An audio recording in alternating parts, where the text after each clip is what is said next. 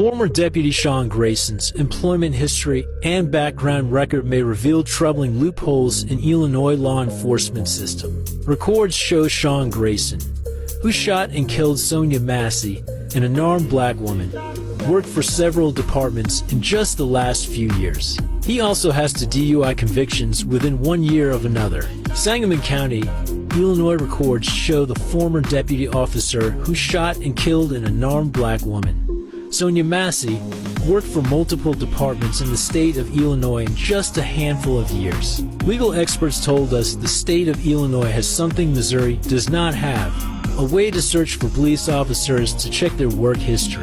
It shows former Sheriff's Deputy Sean Grayson worked for 6 different agencies in the state of Illinois in just 4 years.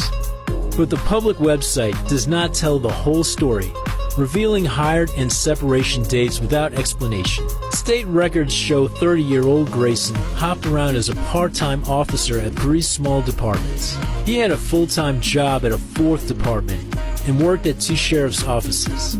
All of his jobs were in central Illinois. 5 on Your Side's I-Team discovered that Grayson had 2 misdemeanor DUI convictions in Macoupin County.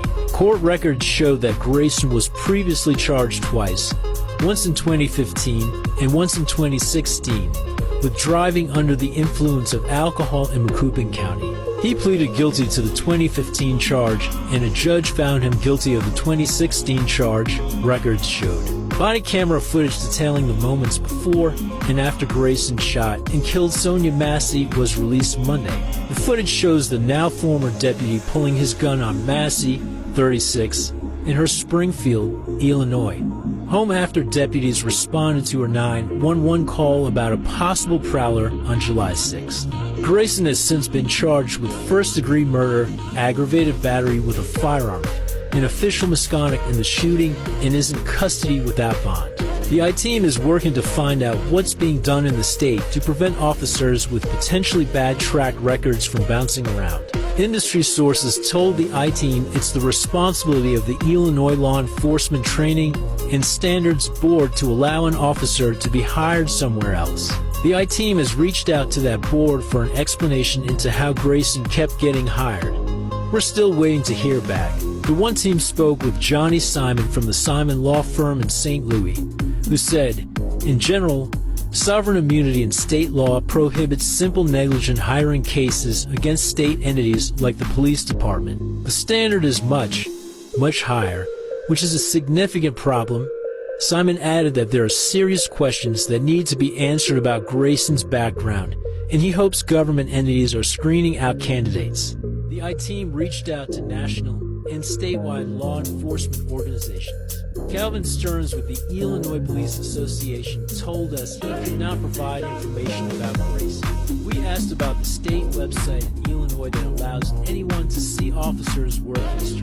Stearns referred us to the Illinois Law Enforcement Training and Standards Board. To find out more about Grayson's work history, the I-Team reached out to his former employers, the Sangamon County Sheriff's Office, the Logan County Sheriff's Office, the Auburn Police Department, the Vernon Police Department, the Kincaid Police Department, and the Pawnee Police Department. The Kincaid Police Department confirmed there were no written complaints or disciplinary action against Grayson when he worked there in 2020.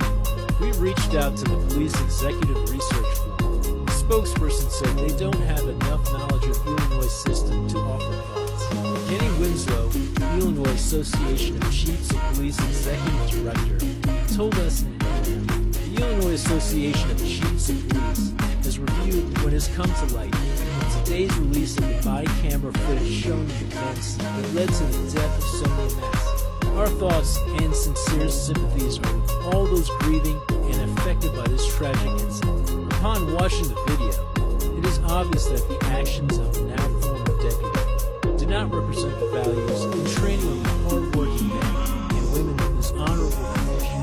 The criminal justice system is positioned to address situations such as this, and we expect justice will work its course. The speed at which this case has proceeded, and the actions of the Illinois State Police and the Sangamon County State's Attorney's Office show the seriousness this incident has rightfully been given. The Illinois Sheriff's Association's Jim Kachik said in an email sheriffs and all members of law enforcement serve and protect all of our citizens. We work every call, every shift, every day to work to keep our communities safe and be responsible to the public that puts its trust in us. This video does not depict how we are taught and trained to handle encounters of this nature.